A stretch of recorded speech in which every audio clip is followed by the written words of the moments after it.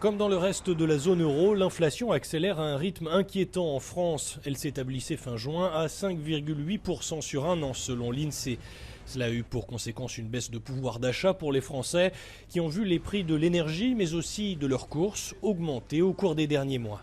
Sur les produits alimentaires quand même pas mal. Les choses ont changé.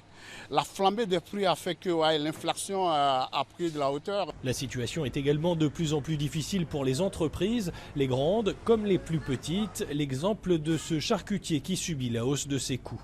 Elle se ressent à deux niveaux, au niveau des matières premières et aussi au niveau de l'énergie. Si on impacte complètement la hausse des prix sur le client, on perd le client. On est malheureusement obligé d'endosser une partie de l'inflation. Dans ce contexte, les députés français ont voté cette semaine une première série de mesures pour protéger les plus modestes, une revalorisation des retraites et de certaines prestations sociales. Mais la majorité refuse de parler de hausse des salaires comme le réclame l'opposition de gauche. Malheureusement, le gouvernement aujourd'hui reste sourd à toutes les propositions que nous faisons. Il a décidé de dérouler ces mesures qui se résument à quelques petits chèques en somme, et alors que nous voulons des augmentations de salaire sonnantes et trébuchantes pour tous les Français, dans le privé, dans le public et tous les mois. Au niveau européen, pour la première fois en 11 ans, la Banque centrale a décidé d'une hausse de ses taux d'intérêt de 0,5 points. Objectif, enrayer l'inflation qui trouve ses origines dans la récente crise sanitaire, rappelle le chercheur en économie Dany Lang. On a des chaînes de valeur qui sont très internationales, la production qui est très internationale, et avec les différents confinements, les chaînes de valeur ont été bloquées.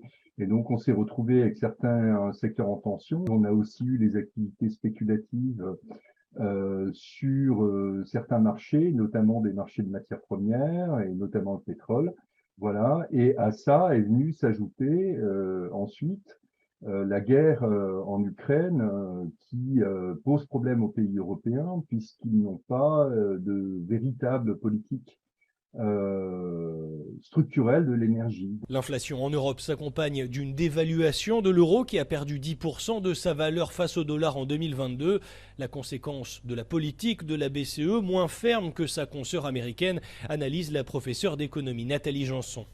À la fois, la Banque centrale européenne augmentera ses taux, mais elle est mitigée par rapport à la réduction de la taille du bilan, puisqu'on parle de cette fameuse politique d'antifragmentation, avec aujourd'hui des inquiétudes sérieuses sur le cas italien, et que forcément, si on parle de ça, ça veut dire qu'on va sans doute continuer à racheter de la dette et sans doute pas franchement diminuer de façon significative. Effectivement, c'est en faveur du dollar américain qui aura donc un rendement, si vous voulez, supérieur à l'euro. Ce mardi, l'euro a atteint la parité avec le dollar, une première depuis 2002, date de sa mise en circulation.